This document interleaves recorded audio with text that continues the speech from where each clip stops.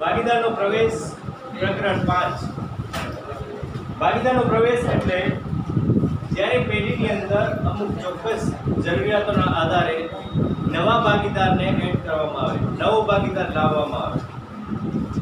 નવા ભાગીદારની જરૂરિયાત ક્યારે પડે છે, એ ભાગીદાર આવે એના પછી કઈ હિસાબી અસરો આપવામાં આવે છે, કયા ખાતાઓની અસર થશે, એ આપણે આ ચેપ્ટરની અંદર ભણવાનું છે.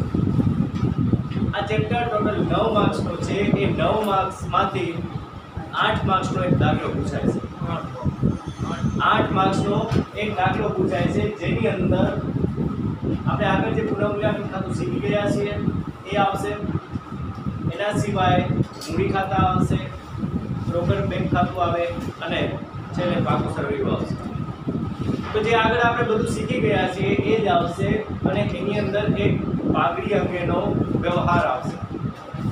જે આપણે બીજા પ્રકરણની અંદર પાઘડી શીખી ગયા છીએ એનાથી આ પાઘડીનો જે વ્યવહાર છે એ થોડો અલગ હશે. એટલે આપણે જે બાકીનો વ્યવહાર છે એના વિશે થોડુંક વધારે ડીપમાં સમજવાનું છે. બાકી જે આગળ શીખી ગયા છીએ એનો જ ઉપયોગ આપણે અત્યારે આ ચેપ્ટરની અંદર કરવાનો છે. તો ભાગીદારનો પ્રવેશ એ ભાગીદારીનું એક પ્રકારનું પુનર્ગઠન છે. આપણે શીખ્યા હતા કે ભાગીદારીનું પુનર્ગઠન થાય છે. ભાગીદારીનું પુનર્ગઠન એટલે શું? તો કોઈ રીતે એ ભાગીદારીનું ફરીથી ગઠન કરવામાં આવે, ફરીથી એની રચના કરવામાં આવે. જ્યારે આપણે ભાગીદારી પુનર્ગઠન ચેપ્ટર શીખતા હતા ત્યારે આપણે સમજ્યા હતા કે ભાગીદારીનું જે પુનર્ગઠન છે એ અલગ અલગ રીતે થાય છે. કે જેમાં સૌથી પહેલાં જ્યારે નફા નુકસાનનું ફાળવણીનું પ્રમાણ ચેન્જ કરવામાં આવે ત્યારે કોઈ નવો ભાગીદાર એડ કરવામાં આવ્યો હોય, નવો ભાગીદાર પ્રવેશ કરતો હોય ત્યારે કોઈ જૂનો ભાગીદાર નિવૃત્તિ પામ્યો હોય અથવા તો કોઈ જૂનો ભાગીદાર મૃત્યુ પામ્યો હોય ત્યારે પણ ભાગીદારી પેઢીનું પુનર્ગઠન કરવું પડે. અથવા તો એની અંદર જ્યારે ભાગીદારીની અંદર કોઈ નવી ભાગીદારી પેઢી સાથે સંયોજન કરવાનું હોય તો એ સંજોગોમાં પણ આપણને ભાગીદારી પેઢીનું પુનર્ગઠન કરવું પડે. તો ભાગીદારી પ્રવેશ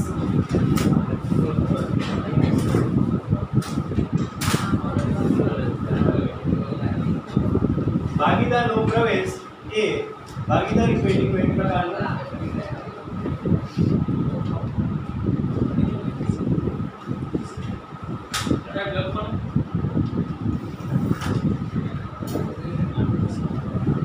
ભાગીદારીનું પુનર્ગઠન છે. જ્યારે કોઈ નવો ભાગીદાર આવે, બરોબર, ત્યારે શું થશે? તો નવો ભાગીદાર આવશે એટલે ભાગીદારી પેઢીનું પુનર્ગઠન કરવું પડશે. એટલે કે ભાગીદારી પેઢીની ફરીથી રચના કરવી પડશે. બે ભાગીદારો હોય અને ત્રીજો ભાગીદાર આવશે એટલે જે કંઈ પણ હિસાબો થશે એ 3 ભાગીદારોના હિસાબો થશે. બે ભાગીદારોમાંથી પછી 3 ભાગીદારો થઈ જશે. એટલા માટે ભાગીદારનો પ્રવેશ થાય ત્યારે એ ભાગીદારી પેઢીનું પુનર્ગઠન થતું હોય છે.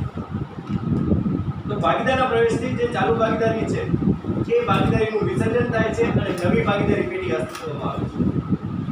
બે ભાગીદારો કામ કરતા હોય એ બે ભાગીદારો અમુક ચોક્કસ કારણોસર ત્રીજા ભાગીદારને જ્યારે સાથે લે ત્યારે જે જૂની ભાગીદારી પેઢી હોય છે એ ચાલુ રહેતી નથી. કારણ કે એની અંદર બે ભાગીદારો હતા. જે નવો ભાગીદાર આવશે એના કારણે જૂની ભાગીદારી પેઢીનું વિસર્જન થઈ જાય છે. એટલે કે જૂની ભાગીદારી પેઢી બંધ થાય છે અને નવી ભાગીદારી પેઢી અસ્તિત્વમાં આવે છે.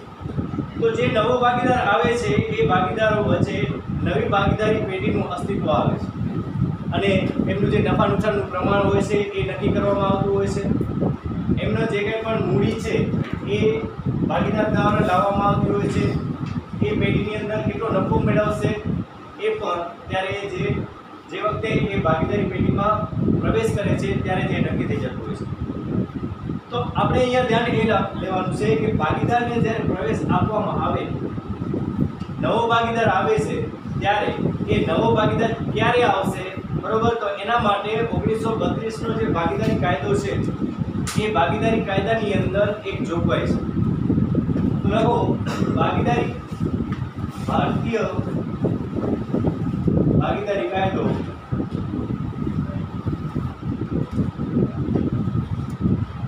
1932 ની કલમ 31. ભારતીય ભાગીદારી કાયદો 1932 ની કલમ 31 એની અંદર અમુક જોગવાઈ આપેલી છે. તો કલમ 31 મુજબ આપણે કોઈ પણ ભાગીદારને સીધા પેઢીમાં દાખલ કરી શકતા નથી જ્યાં સુધી એ બધા ભાગીદારોની મંજૂરી ન હોય. જે જૂના ભાગીદારો છે, ચાલુ ભાગીદારી પેઢીની અંદર ચાલુ ભાગીદારો છે, એ ચાલુ ભાગીદારોની બધા જ ભાગીદારોની આપણે મંજૂરી મેળવવી પડે ત્યારે જ આપણે નવા ભાગીદારને લઈ શકીએ છીએ. તો ભારતીય ભાગીદારી કાયદો 1932 ની કલમ 31 મુજબ બધા જ ચાલુ ભાગીદારો સંમતિ વગર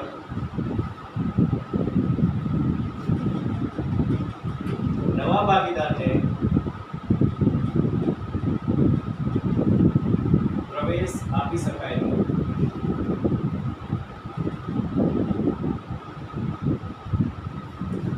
જ્યાં સુધી બધા ભાગીદારોએ મંજૂરી ના આપી હોય ત્યાં સુધી નવા ભાગીદારને એડ કરી શકાતું નથી. સમજી લો કે 3 ભાગીદાર હોય, A, B અને C, અને D આવવા માંગે છે નવા ભાગીદાર તરીકે કોઈ પણ સંજોગમાં, બરોબર? જો આ 3 ભાગીદારોમાંથી A અને B મંજૂરી આપે છે કે ભલે A, D આપણા સાથે કામ કરે, પણ જો C એના માટે મંજૂરી આપતું નથી તો આ ભાગીદારી પેઢીની અંદર D આવી શકશે. એક પણ ભાગીદાર જો એ મંજૂરી ન આપતું હોય તો નવો ભાગીદાર પ્રવેશ પામી શકતો નથી. તો યાદ રાખવાનું કે ભારતીય ભાગીદારી કાયદાની અંદર 1932 જે ભારતીય ભાગીદારી કાયદો છે એની કલમ 31 ની અંદર એવું લખેલું છે કે બધા જ ચાલુ ભાગીદારોની સંમતિ જરૂરી છે નવા ભાગીદારના પ્રવેશ માટે. જો એ ભાગીદારના પ્રવેશ અંગેની મંજૂરી ન આપતા હોય તો પછી એમને નવા ભાગીદારને પ્રવેશ મળતો નથી. સિવાય કે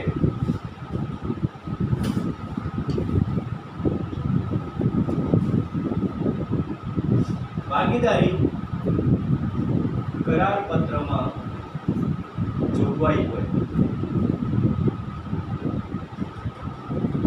જો એમણે કરાર પત્ર બનાવ્યું છે, ભારતીય ભાગીદારી કાયદો તો મનાઈ જ કરે છે કે આપણે કોઈ પણ વ્યક્તિને સીધા ભાગીદાર તરીકે નવા ભાગીદાર તરીકે એડ કરી શકીએ નહીં. પણ તેમ છતાં પણ જો ભાગીદારી પેઢી પહેલાથી એવું નક્કી કરે કે ભાગીદારી કરાર પત્ર બનાવતી વખતે એની અંદર એવી ડિટેલ ઉમેરે કે જ્યારે પણ નવો ભાગીદાર લેવાનો હશે ત્યારે ભાગીદારોની મંજૂરીની જરૂરિયાત નથી, અથવા તો અમુક સંજોગો ઊભા થાય, અમુક પરિસ્થિતિ ઊભી થાય ત્યારે આપણે નવા ભાગીદારને પ્રવેશ આપી દેશું. તો જ્યારે એવું નક્કી કરવામાં આવ્યું હોય ત્યારે આ મંજૂરીની જરૂરિયાત રહેતી નથી, પણ કરાર પત્રની અંદર ઉલ્લેખ હોય. તો બે બાબતો આપણે ધ્યાનમાં લેવાની છે. એક કે 1932 નો જે ભારતીય ભાગીદારી કાયદો છે, બરોબર, એની કલમ 31 મુજબ કોઈ પણ ભાગીદારને પ્રવેશ આપતી વખતે બધા ભાગીદારોની મંજૂરી જરૂરી છે. સિવાય કે જો કરાર પત્રની અંદર ભાગીદારી કરાર પત્રની અંદર ઉલ્લેખ હોય તો જ એ ભાગીદારીની અંદર પ્રવેશ મેળવી શકે. હવે ભાગીદારી જે કાયદો છે એ ભાગીદારી કાયદાની અંદર જ્યારે ભાગીદારને એડ થવું હોય છે, બરોબર, તો એ કયા કારણો છે કે જેનાથી એ ભાગીદાર એડ થાય છે? તો ભાગીદાર પ્રવેશ માટેના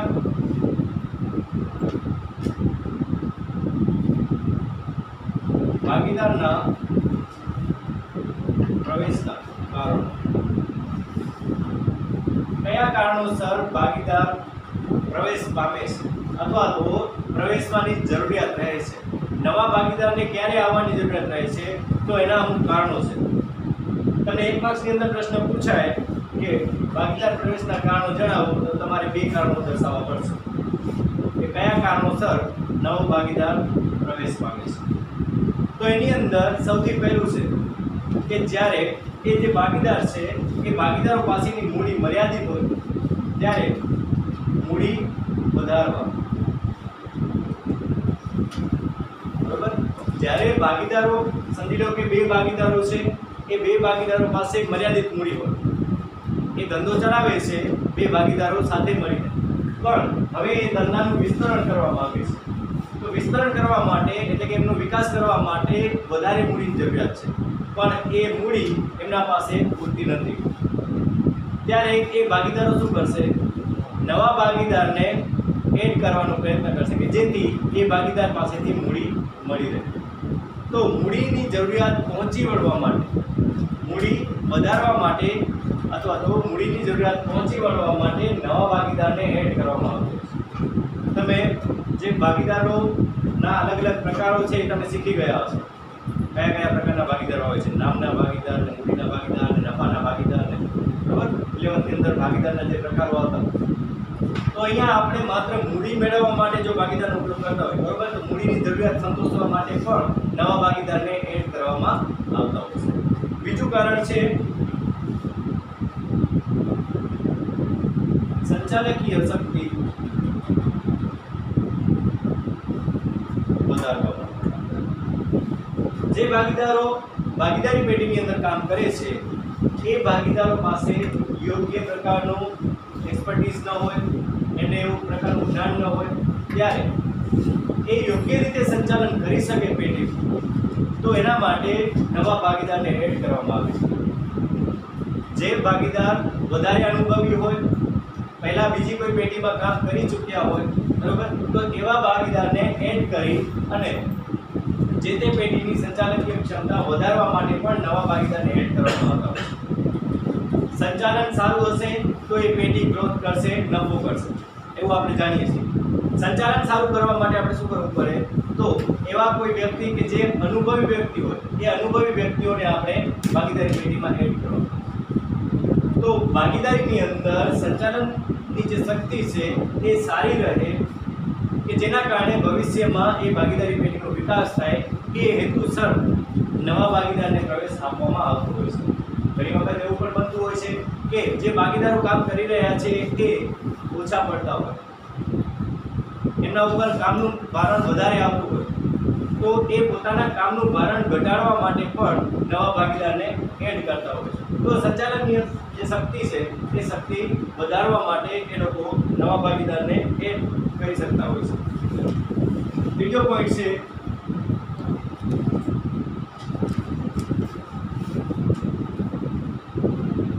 ચાલુ ભાગીદારોમાંથી કોઈ ભાગીદારની નિવૃત્તિ અથવા કોઈ ચાલુ ભાગીદાર નિવૃત્તિ અથવા મૃત્યુના કારણે એ પેઢીમાંથી જતો રહે, તો એની જે જગ્યા ખાલી રહી છે એ ખાલી જગ્યાને ભરવા માટે નવા ભાગીદારને પ્રવેશ આપવામાં આવે કે જેથી એનું જે કામ છે, એનું જે કાર્ય છે એ અન્ય ભાગીદાર સંભાળે. તો એ કારણસર પણ નવા ભાગીદારને પ્રવેશ આપવામાં આવતો હોય છે. ચોથું કારણ છે કુશળ કર્મચારીને સાચવવા. કુશળ કર્મચારીને સાચવવા એનો મતલબ શું કે ઘણી જગ્યાએ અમુક લોકો છે એ બધું કામ સંભાળી લેતા હોય છે પેઢીમાં.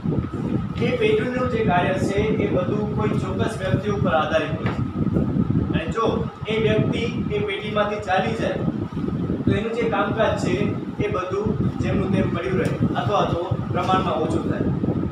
તો જ્યારે આવા કોઈ કર્મચારી હોય કે જે ખૂબ જ સારું કામ કરી આપતા હોય, ખૂબ જ કુશળ કર્મચારીઓ હોય કે ખૂબ જ સારી એવી સ્કિલ ધરાવતા હોય, એવા કર્મચારીઓને બીજી પેઢી અથવા બીજી કંપની પણ પોતાના પાસે રાખવા માંગતી હોય છે. આપણા પાસે એવા વ્યક્તિઓ હોય અને આપણે એમને સેલેરી આપતા હોય, સમજી લો કે 30-40 હજારની સેલેરી આપતા હોય, અને એ જ વ્યક્તિને પછી બીજી કોઈ કંપની કે પેઢીમાંથી 50,000ની ઓફર આવે તો એ ચાલ્યો જાય કે ન જાય?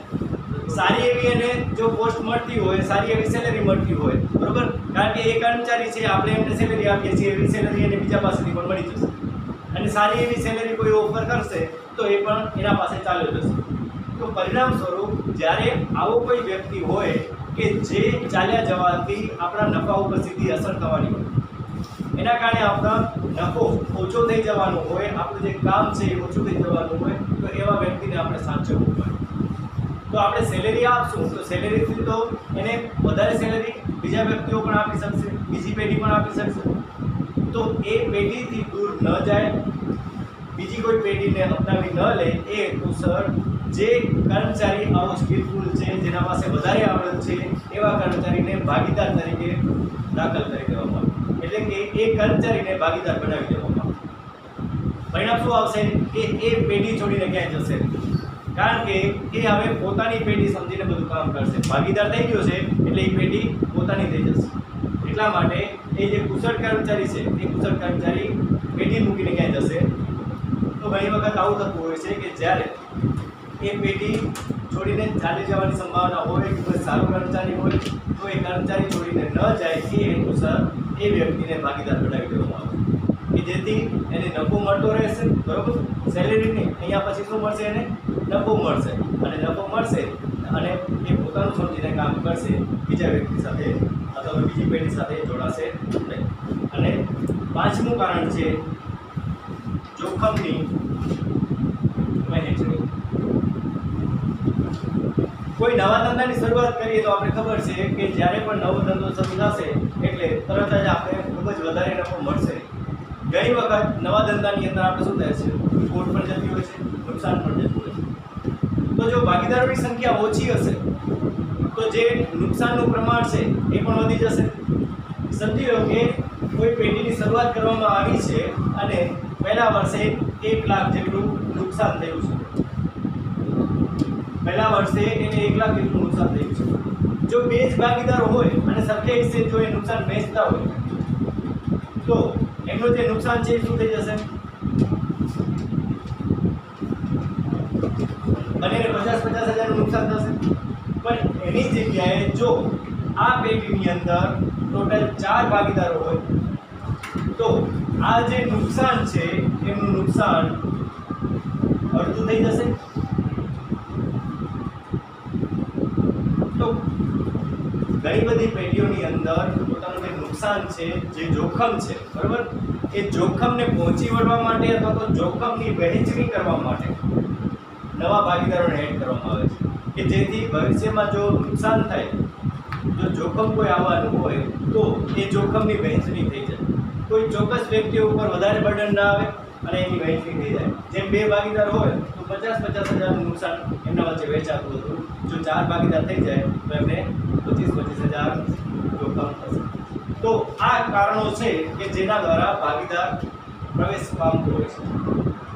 તમને પૂછવામાં આવે કે ભાગીદારના પ્રવેશના કારણો અથવા તો ભાગીદારને શા માટે પ્રવેશ આપવામાં આવે છે, નવો ભાગીદાર શા માટે આવે છે, બરોબર. કોઈ પણ પ્રકારનો પ્રશ્ન પૂછે, તમારે જવાબ 1 માર્ક્સની અંદર પ્રશ્ન પૂછાય, 2 તમારે કારણો લખવાના છે.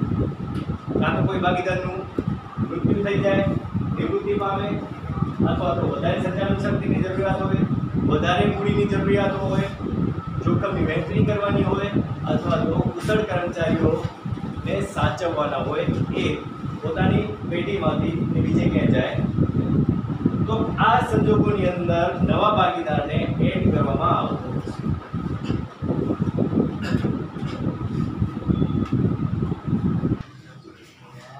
હવે ભાગીદારનો પ્રવેશ કયા કારણોસર થાય છે એ આપણે જોયું. જ્યારે વધારે મૂડીની જરૂરિયાત હોય, કોઈ ભાગીદાર નિવૃત્તિ પામ્યો હોય, મૃત્યુ પામ્યો હોય, વધારે સંચાલન શક્તિની જરૂરિયાત હોય, જોખમોની વહેંચણી કરવાની હોય કે કુશળ કર્મચારીઓને આપણે આપણી પેઢીમાં જ રાખવા હોય, આ કારણોસર. હવે જ્યારે પ્રવેશ કરશે ત્યારે એ જે નવો ભાગીદાર આવશે એ નવા ભાગીદારને નફો મળશે. જૂના ભાગીદારોનો જે નફો હતો એ નફામાંથી હવે નવો ભાગીદાર નફામાં ભાગ મેળવશે. બીજું કે એ ભાગીદાર મૂડી લાવતો હોય છે. તો જ્યારે પણ નવો ભાગીદાર આવશે ને એને 2 ફાયદા થાય છે. પહેલો ફાયદો શું થશે કે એ ધંધાના નફામાં ભાગ મેળવશે.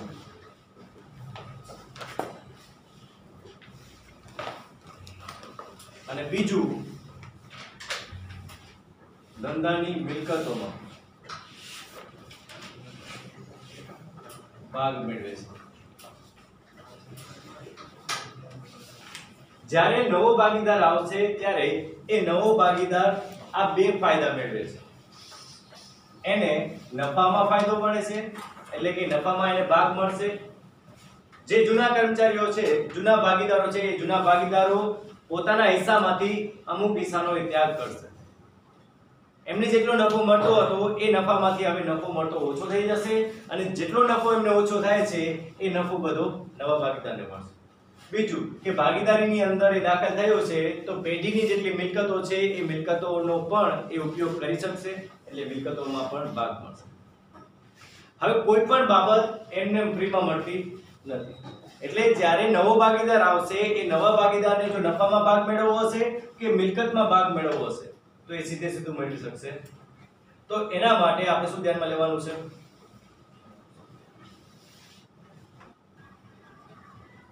તો ધંધાની અંદર નફામાં ભાગ મેળવવા માટે કે મિલકતોની અંદર ભાગ મેળવવા માટે એ જે નવો ભાગીદાર આવે છે ને એણે કન્ટ્રીબ્યુટ કરવું પડશે, એને ભાગ લેવો પડશે. શેમાં?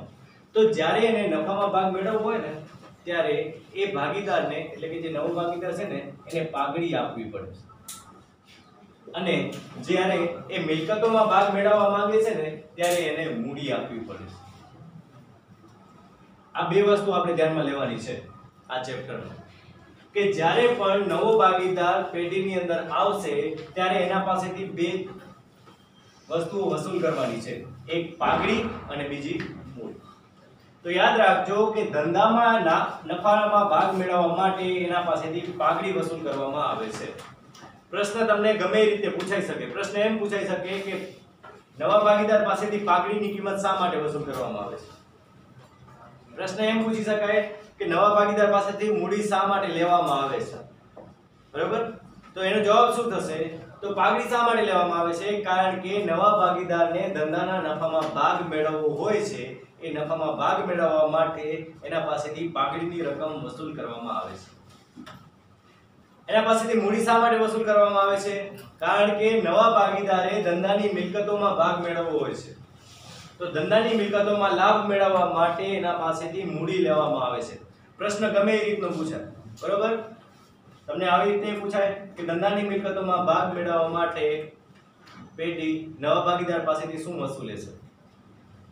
તો મિલકતોમાં ભાગ મેળવવા માટે શું વસૂલશે? અને જ્યારે આપણે નફામાં ભાગ મેળવવો હશે ત્યારે બરોબર? તો આ બે વસ્તુ તમારે ધ્યાનમાં લેવાની છે કે પાઘડી ક્યારે વસૂલવામાં આવે છે અને મૂડી ક્યારે વસૂલવામાં આવે છે. આ બંને વસ્તુ તમને પ્રવેશના બધા જ દાખલાઓની અંદર જોવા મળશે. એટલે પાઘડી અને મૂડી. આ પાઘડી એટલે પેઢીનું જે પ્રતિષ્ઠા મૂલ્ય છે એ અહીંયા નહીં આવે. આ પાઘડી શું છે? તો પેઢીનું પ્રતિષ્ઠા મૂલ્ય નથી, બરોબર? કે જે આપણે ત્રીજા ચેપ્ટરની અંદર શીખ્યા હતા. પણ આ પાઘડી શું છે? તો અહીંયા જે પાઘડી વસૂલ કરવામાં આવે છે એ પાઘડી છે જૂના ભાગીદારોએ કરેલ ત્યાગનું વળતર. શું છે? જૂના ભાગીદારોએ કરેલ ત્યાગનું વળતર છે. એટલે કે જે જૂના ભાગીદારોને નફો મળે છે એ હવે ઓછો થઈ જશે. 3 ભાગીદારો હતા, એ 3 ભાગીદારો, સમજી લો 2 ભાગીદારો પહેલા હતા અને 90,000 નો જો નફો વહેંચતા હતા તો એ બંને વચ્ચે કેટલો નફો વહેંચાશે? 45,000 નો. હવે જ્યારે નવો ભાગીદાર સી દાખલ થાય છે ત્યારે એ, બી અને સી ત્રણે વચ્ચે જે નફો વહેંચાશે એ શું વહેંચાશે? 30,000. તો અહીંયા શું થાય છે કે એ અને બી પોતાના નફામાંથી અમુક ભાગ જતો કરે છે. જે 90,000 નફો થતો હતો એ 90,000 પહેલા બંને ભાગીદારો 45,000 વહેંચતા હતા, એ હવે 3 ભાગીદારો વચ્ચે 45,000 ના ઓછા થઈ જશે. 2 ભાગીદારો વચ્ચે 45,000 વહેંચાતા, 3 ભાગીદારો વચ્ચે હવે શું થઈ જશે? 30,000 વહેંચાશે. તો એનો મતલબ એ અને બી પોતાના નફામાંથી ત્યાગ કરે છે. તો હવે આ બંને ભાગીદારો જે ત્યાગ કરે છે એ ત્યાગના સ્વરૂપમાં એમને વળતર મળવું જોઈએ. તો વળતર કોણ આપશે? તો જે લાભ મેળવે છે એ. અહીંયા આ બંનેને જે ત્યાગ કરવો પડે છે, બંનેનો ત્યાગ કેટલો છે? 15,000 જ છે. આ બંનેને જે 15,000 નો ત્યાગ કરવો પડે છે એ ત્યાગનો લાભ કોને મળે છે? ત્યાગનો લાભ મળે છે સી ને. તો જે ભાગીદાર લાભ મેળવે છે એટલે કે જે નવો ભાગીદાર છે એ નવો ભાગીદાર પાઘડીની રકમ આપશે. અહીંયા જૂના ભાગીદારોએ કરેલ ત્યાગનું વળતર એ પાઘડી છે. તો અહીંયા A અને B એમણે ત્યાગ કર્યો છે 15000 અને 15000 ટોટલ 30000 નો, અને એ લાભ કોને મળે છે? C ને. તો 30000 જે એને લાભ મળે છે એ લાભના પ્રમાણમાં એને શું કરવું પડશે? એ લાભના પ્રમાણમાં એને વળતર ચૂકવવું પડશે. તો જે નવો ભાગીદાર જ્યારે પેટીમાં દાખલ થાય ત્યારે એને પાઘડીની પેટે એ રકમ આપવી પડે છે. કારણ કે જે જૂના ભાગીદારો હશે એ જૂના ભાગીદારો પોતાના નફામાં ત્યાગ કરે છે, અને એ નફાની અંદર જે ત્યાગ કરે છે એ ત્યાગના વળતર સ્વરૂપે પાઘડી આપવામાં આવે છે. પાઘડી જ્યારે આપવામાં આવે છે એ રકમને પાઘડી પ્રીમિયમની રકમ કહેવામાં આવે છે. જે પાઘડીની રકમ લાવવામાં આવે છે ને, બરોબર, એ રકમને શું કહેવામાં આવે છે? પાઘડી પ્રીમિયમની રકમ. પાઘડી પેટે લાવવામાં આવતી રકમ, બરોબર. પાઘડી પેટે જે રકમ લાવવામાં આવે છે એ રકમ એટલે પાઘડી પ્રીમિયમની રકમ.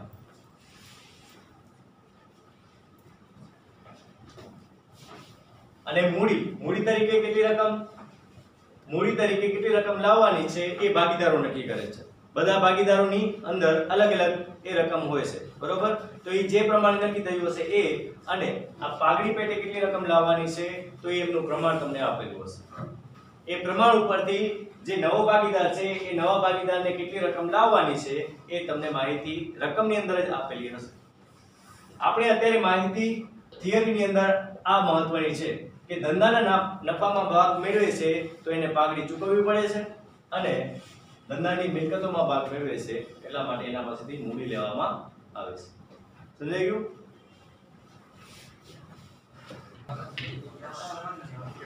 હવે નફાની અંદર ભાગ મેળવે છે એટલે એને પાઘડી ચૂકવવી પડે છે, અને એ મિલકતોની અંદર ભાગ મેળવે છે એટલે એને મૂડી આપવી પડે છે. પણ જે પાઘડીની રકમ લાવે છે એ પાઘડીની રકમ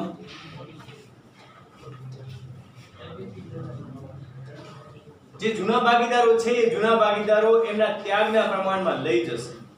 પાઘડીની રકમ જૂના ભાગીદારો તેમના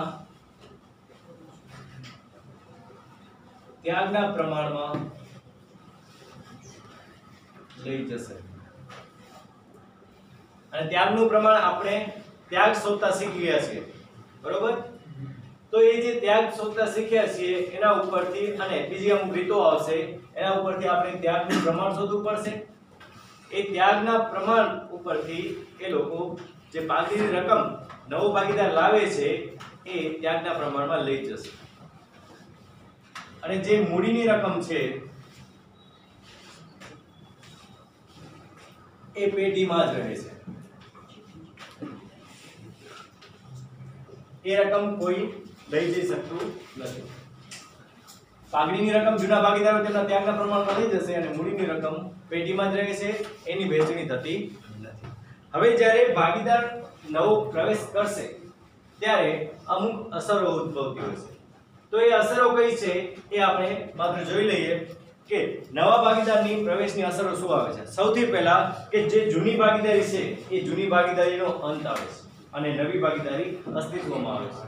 એટલે કે જૂના બે ભાગીદારો હોય તો એ બે ભાગીદારો હતા એમની ભાગીદારી પેઢીનો અંત આવશે, અને નવો ત્રીજો ભાગીદાર એડ થયો તો એ નવા ત્રણ ભાગીદારોની જે નવી પેઢી અસ્તિત્વમાં આવી છે.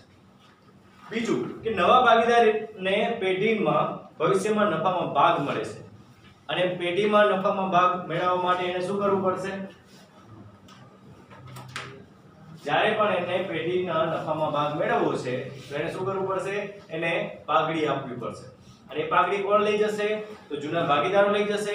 કયા પ્રમાણમાં લઈ જશે? તો એમના ત્યાગના પ્રમાણમાં. કયા પ્રમાણમાં લઈ જશે? ત્યાગના પ્રમાણમાં. એટલે કે એમને જેટલું નુકસાન થયું છે એ નુકસાનના પ્રમાણમાં એ પાઘડીની રકમ મળશે. એમને નફા નુકસાનના પ્રમાણમાં નહીં મળે. નફા નુકસાનનું પ્રમાણ ગમે એટલું હોય પણ એમણે જેટલું ત્યાગ કર્યું છે, કારણ કે એ પાઘડી છે ને એ વળતર સ્વરૂપે છે. જેને જેટલું નુકસાન થયું છે એને એટલી પાઘડીની રકમ મળશે. જેને વધારે નુકસાન થયું છે એને વધારે પાઘડીની રકમ મળશે, જેને ઓછું નુકસાન થયું છે એને ઓછી રકમ મળશે. ઘણી વખત એવું પણ થતું હોય છે કે જ્યારે આપણે પુનર્ગઠન કરતા હોઈએ છીએ ત્યારે કોઈ ભાગીદારનું ત્યાગનું પ્રમાણ 0 આવે છે, એ વ્યક્તિએ ત્યાગ કરેલો હોતો નથી, તો એવા વ્યક્તિને પાઘડી મળશે નહીં. સમજી લો કે બે ભાગીદારો છે, બે ભાગીદારોમાંથી એક ભાગીદાર ત્યાગ કરે છે જ્યારે બીજા ભાગીદારને ત્યાગ કરવો પડતો નથી અને નવો ભાગીદાર આવે છે, તો એ સંજોગોની અંદર શું થશે?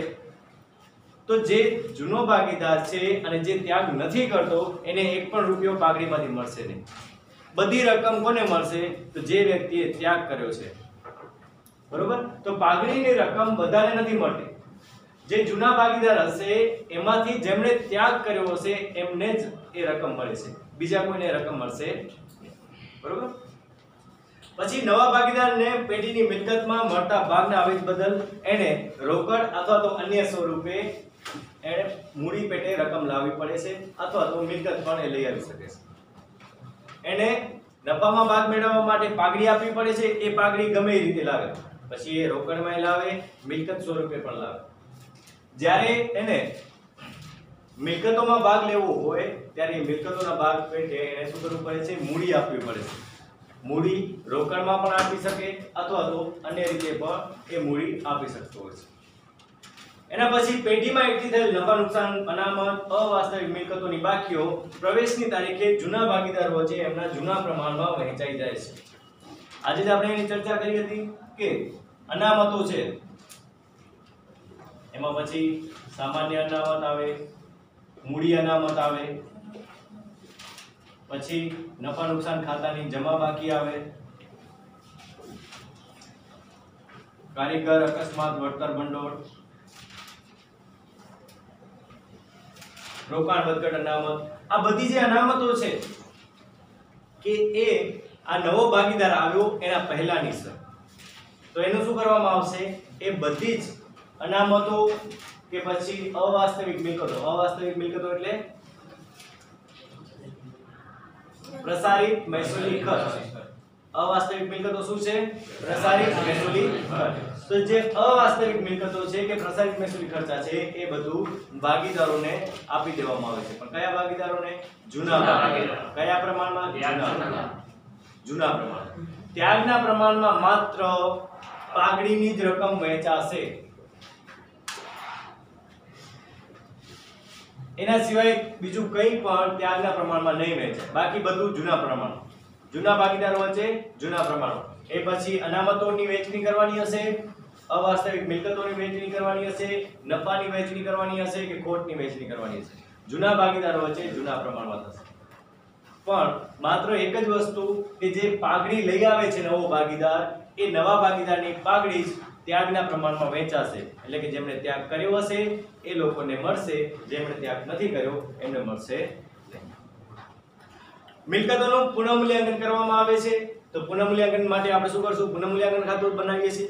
પુનઃમૂલ્યાંકન ખાતાની અંદર આપણે શું ધ્યાનમાં લેવાનું છે? તો જ્યારે પણ આપણને લાભ થતો હશે ત્યારે આપણે પુનઃમૂલ્યાંકન ખાતું જમા કરશું અને જ્યારે આપણે નુકસાન થતું હશે ત્યારે પુનઃમૂલ્યાંકન ખાતું ઉધાર કરશું. તો એના ઉપરથી આપણને પેઢીની અંદર જેટલી પણ મિલકતો છે કે જેટલા પણ દેવાઓ છે એ બધાનું પુનઃમૂલ્યાંકન કરવામાં આવે છે. તો નવો ભાગીદાર આવે એટલે પેઢીનું પુનર્ગઠન થાય અને પુનર્ગઠન થાય એટલા માટે દરેક દેવા અને દરેક મિલકતોનું પુનઃમૂલ્યાંકન કરવામાં આવે છે. તો પેઢીની અંદર પુનઃમૂલ્યાંકન ક્યારે કરવામાં આવે છે? પ્રશ્ન એવો પણ પૂછાઈ શકે. તો પુનઃમૂલ્યાંકન ક્યારે થાય? જ્યારે પેઢીનું પુનર્ગઠન કરવામાં આવ્યું હોય ત્યારે. બરોબર? જ્યારે પેઢીનું પુનર્ગઠન કરવામાં આવે ત્યારે દરેક દેવા અને મિલકતનું પુનઃમૂલ્યાંકન કરવામાં આવે છે. પુનઃમૂલ્યાંકન કરતી વખતે કઈ કિંમતો ધ્યાનમાં લેવામાં આવે છે? પ્રશ્ન એવો પણ પૂછાઈ શકે. તો માત્ર બજાર કિંમત. બરોબર? કઈ કિંમતો? તો મિલકતો અને દેવાઓની જે બજાર કિંમત છે એ બજાર કિંમતો જ આપણે ધ્યાનમાં લેવાની છે. એના સિવાય બીજી કોઈ પણ કિંમત એટલે કે ચોપડી કિંમત આપણે ધ્યાનમાં લેતા નથી. તો મિલકતોનું પુનઃમૂલ્યાંકન કરવામાં આવે છે અને જવાબદારીઓની પુનઃ આકારણી કરવામાં આવે છે અને તેમાં થતા ચોખ્ખા ફેરફારની અસર. ચોખ્ખા ફેરફારની અસર એટલે શું? તો જ્યારે આપણે પુનઃમૂલ્યાંકન ખાતું બનાવશું ત્યારે પુનઃમૂલ્યાંકનની જમા બાજુ અથવા તો ઉધાર બાજુ કોઈ પણ એક બાજુ વધારે હોય છે, જેના કારણે આપણે નફો કે ખોટ મળતો હશે. તો એ જે ચોખ્ખો ફેરફાર છે એ ચોખ્ખો ફેરફાર આપણે એમના મૂડી ખાતે અસર બતાવશું કે જે જૂના ભાગીદારો છે જૂના પ્રમાણમાં વેચાઈ જશે.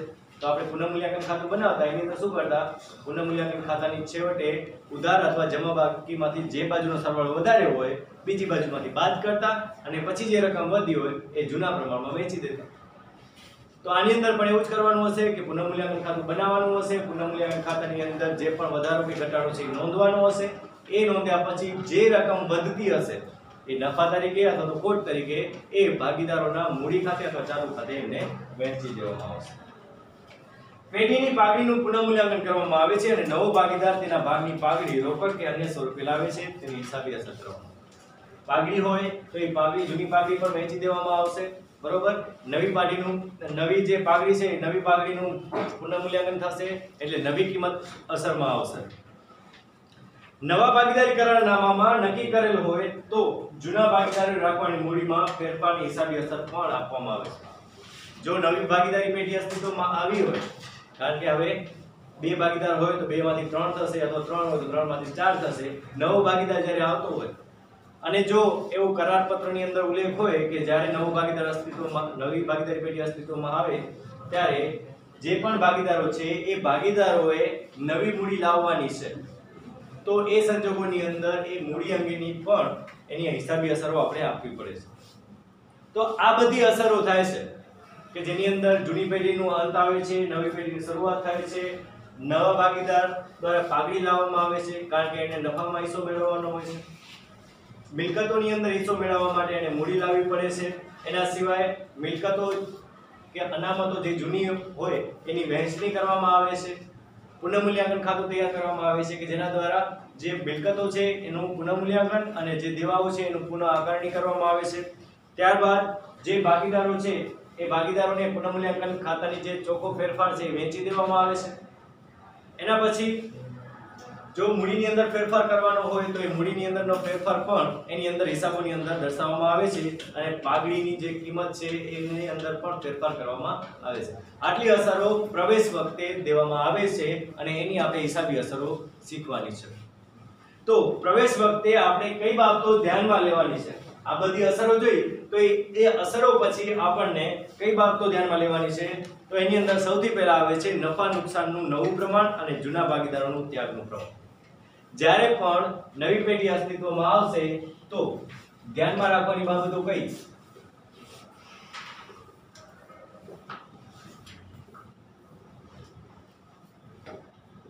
નફા નુકસાનનું નવું પ્રમાણ અને જૂના ભાગીદારોનું ત્યાગનું પ્રમાણ. જો તમને આ ન આપેલું હોય તો આપણે શોધવું પડશે. 8 માર્ક્સનો જે દાખલો હશે એ 8 માર્ક્સના દાખલાની અંદર પણ જો નફા નુકસાનનું નવું પ્રમાણ આપેલું હોય તો ત્યાગનું પ્રમાણ શોધવું પડશે, ત્યાગ આપેલું હોય તો નવું પ્રમાણ શોધવું પડશે. એ તમને દાખલાની અંદર રકમની અંદર આપણે ખબર પડી જશે કે શું આપેલું છે અને શું શોધવાનું છે. એટલે આપણે આ ધ્યાનમાં લેવાનું છે.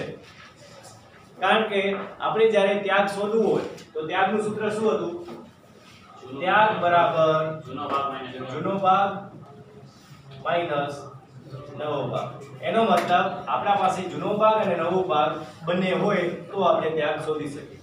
તો નફા નુકસાનનું નવું પ્રમાણ ન હોય તો આપણે ત્યાગનું પ્રમાણ કે ત્યાગ શોધી શકશું નહીં. એટલા માટે આપણા પાસે જૂનો ભાગ અને નવો ભાગ બંને હોવા જોઈએ. તો ધ્યાનમાં રાખવાની બાબતની અંદર સૌથી પહેલા શું આવે છે? નફા નુકસાનનું નવું પ્રમાણ અને એના જૂના ભાગીદારોનો ત્યાગ. પછી બીજું છે પાઘડીની હિસાબી અસર. પાઘડીની હિસાબી અસર. હવે આ હિસાબી અસર કયા પ્રમાણમાં આપવામાં આવશે? તો સૌથી પહેલા જે નવો ભાગીદાર છે એ પાઘડી લાવશે. નવો ભાગીદાર શું કરશે?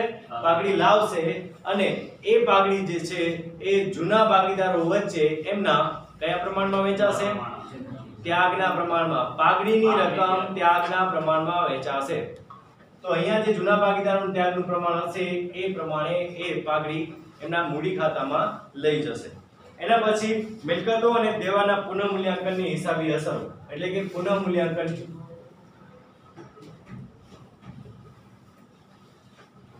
એના પછી શું કરવાનું હશે? પુનઃમૂલ્યાંકન કરવાનું હશે. પુનઃમૂલ્યાંકન કરવાનું હશે એટલે પુનઃમૂલ્યાંકન ખાતું આપણે તૈયાર કરવાનું હશે. જે અત્યાર સુધી આપણે પુનર્ગઠનની અંદર કર્યું છે એ જ કરવાનું છે, એની અંદર નવું કાંઈ નહીં આવે. જમીનની કિંમતમાં વધારો કરશું તો પુનઃમૂલ્યાંકન ખાતાની અંદર જમા. જમીનની કિંમતમાં ઘટાડો થયો હશે તો પુનઃમૂલ્યાંકન ઉધાર. એટલું જ કરવાનું છે, બીજું કાંઈ નથી કરવાનું. બરોબર? કે પુનઃમૂલ્યાંકન ખાતું આપણે તૈયાર કરી દઈશું, એની અંદર જે કાંઈ પણ નફો કે ખોટ હશે એ એમના મૂડી ખાતે દર્શાવી દઈશું. એના પછી અનામતો અને એકત્રિત નફા અંગેની અનામત અને એકત્રિત નફા અંગેની અસર. જે આપણે આજે શીખ્યા છીએ કે સામાન્ય અનામત, મૂડી અનામત, આકસ્મિક કોઈ પણ અનામત ભંડોળ આપેલું હોય, કારીગર અકસ્માત વળતર ભંડોળ આપેલું હોય, રોકાણ વધઘટ અનામત આપેલું હોય, જે કાંઈ પણ હોય એ બધું અનામત અને એકત્રિત નફો કહેવાય. તો એનું શું કરવામાં આવશે? એ ભાગીદારો વચ્ચે વહેંચી દેવામાં આવશે. કયા ભાગીદારો વચ્ચે અને કયા પ્રમાણમાં? તો જૂના ભાગીદારો વચ્ચે જૂના પ્રમાણમાં. જે પણ અનામતો અને એકત્રિત નફા છે એ જૂના ભાગીદારો વચ્ચે જૂના પ્રમાણમાં વહેંચી દેવામાં આવે છે. બરોબર? તો પુનઃમૂલ્યાંકન અને અનામતો અને એકત્રિત નફાની વહેંચણી અને ભાગીદારોની મૂડીમાં ફેરફાર. ભાગીદારોની મૂડીમાં ફેરફાર એટલે કે આપણે મૂડી ખાતા બનાવવાના હશે. મૂડી ખાતાની અંદર અસરો આવશે, એ અસરો આપણે આપવાની હશે અને છેવટે પછી બાકી આગળ લઈ ગયા શોધવાનું હશે, જે આપણે પહેલા ચેપ્ટરની અંદર પણ શીખ્યા, બીજા ચેપ્ટરની અંદર પણ શીખ્યા મૂડી ખાતું બનાવતા. બરોબર? હવે વળી પાછું આપણે મૂડી ખાતું આવશે આમાં અને મૂડી ખાતા બનાવવા પડશે. મૂડી ખાતાની અંદર જેટલી અસરો આવશે એ બધી મૂડી ખાતામાં આપણે દર્શાવવી પડશે. બરોબર? તો આવી રીતે આપણે અસરો આપવાની છે અને છેલ્લે પછી આપણે પાકું સરવૈયું પણ બનાવવાનું રહેશે કે જે કાંઈ પણ આ બધી વિગતો હશે એ વિગતો ઉપરથી આપણને નવું પાકું સરવૈયું તૈયાર કરવાનું રહેશે.